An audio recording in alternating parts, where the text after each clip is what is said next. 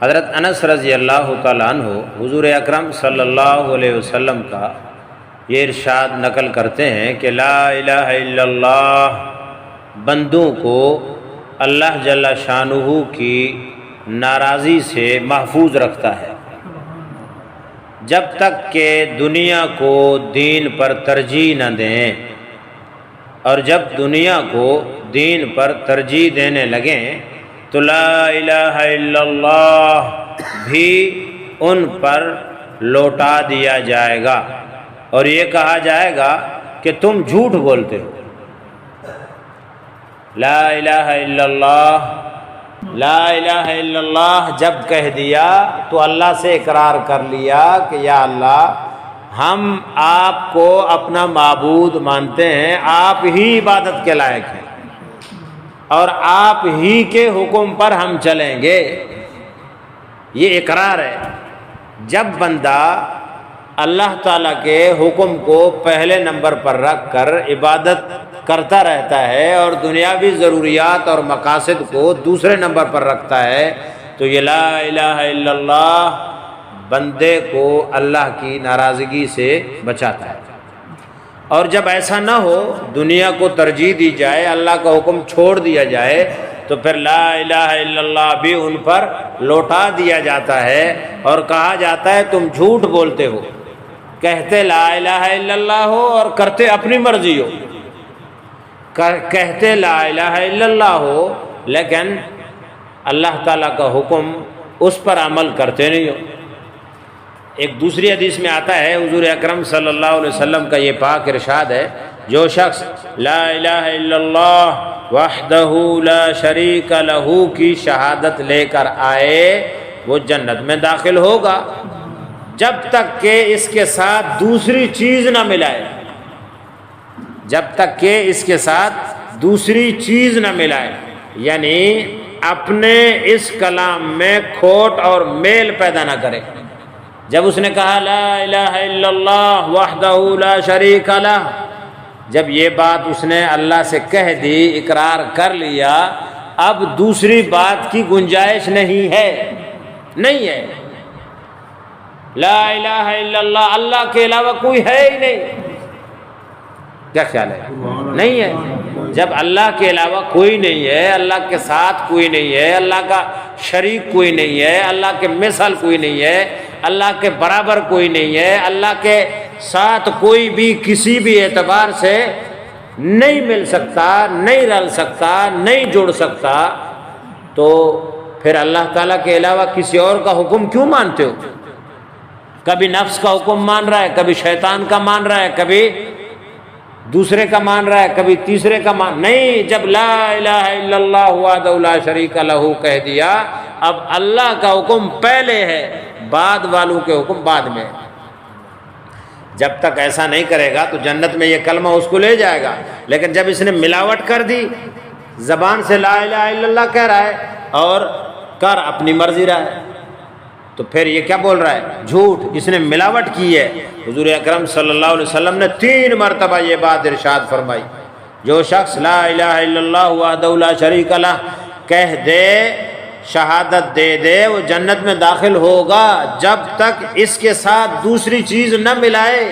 3 مرتبہ یہ جملہ آپ نے استعمال فرمایا۔ مجمع چپ چاپ خاموش تھا۔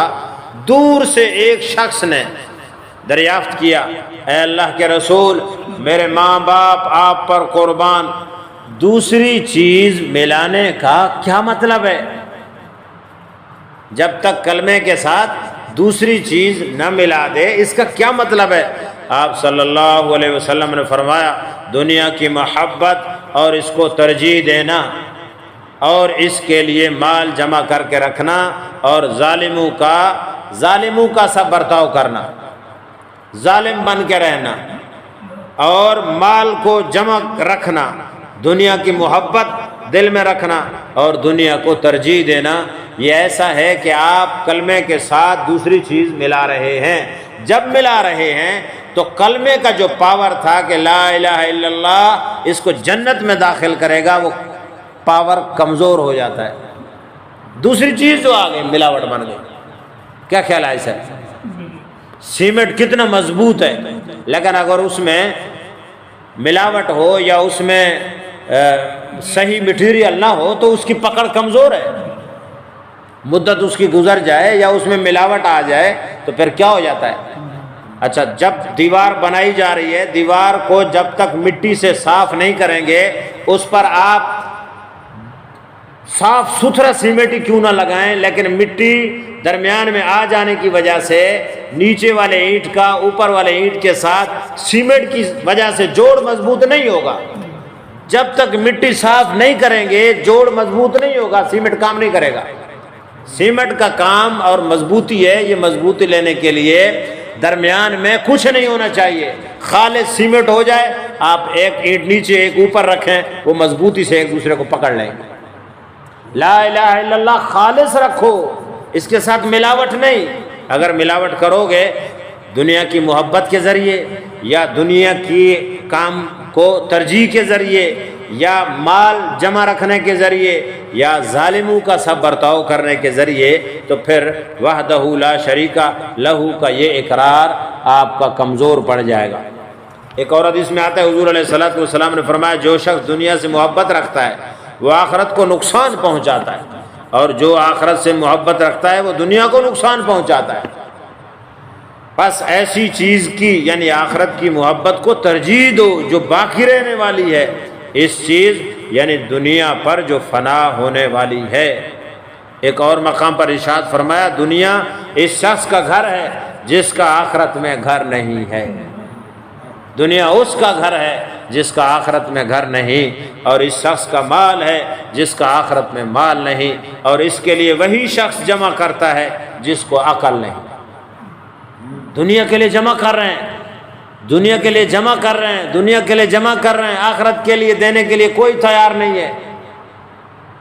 دنیا کے لیے ہزاروں روپے جمع ہیں، آخرت کے بینک میں، اللہ کے خزانے میں، اللہ کے راستے میں دینے کے لیے اس کے پاس 100 بھی نہیں ہے، تو یہ بے عقل آدمی ہے۔ عقل مند ایسا نہیں کرتا، جہاں اس نے ہمیشہ رہنا ہے اور جہاں اس نے جانا ہے وہاں کے لیے وہ سامان بھیجتا ہے، یہ عقل مند ہے۔ ایک اور حدیث میں اللہ کے نزدیک اس کی مخلوقات میں سے کوئی چیز دنیا سے زیادہ مبغوض نہیں ہے، مبغوض چیز دنیا ہے، اور اس نے جب سے اس کو پیدا کیا، یعنی اللہ نے جب سے اس کو پیدا کیا دنیا کو، اس کی طرف اللہ نے التفات نہیں فرمائی، توجہ ہی نہیں کی۔ کیا ہے؟ اور حضور علیہ الصلوۃ والسلام کا ارشاد وارد ہے کہ دنیا کی محبت ہر چیز کی، ہر خطا کی جڑ ہے۔ اللہ تعالی ہمیں ہدایت عطا فرمائے۔ آج کل دنیا کی محبت ہمارے اندر گھس چکی ہے، اللہ تعالی ہمیں عمل کی توفیق عطا فرمائے۔ اللہم انت السلام و منک السلام، تبارک ربنا و تعالی یا ذا الجلال والاکرام۔ اللہم صلی علی سیدنا و مولانا محمد وعلی آل سیدنا و مولانا محمد وبارک وسلم۔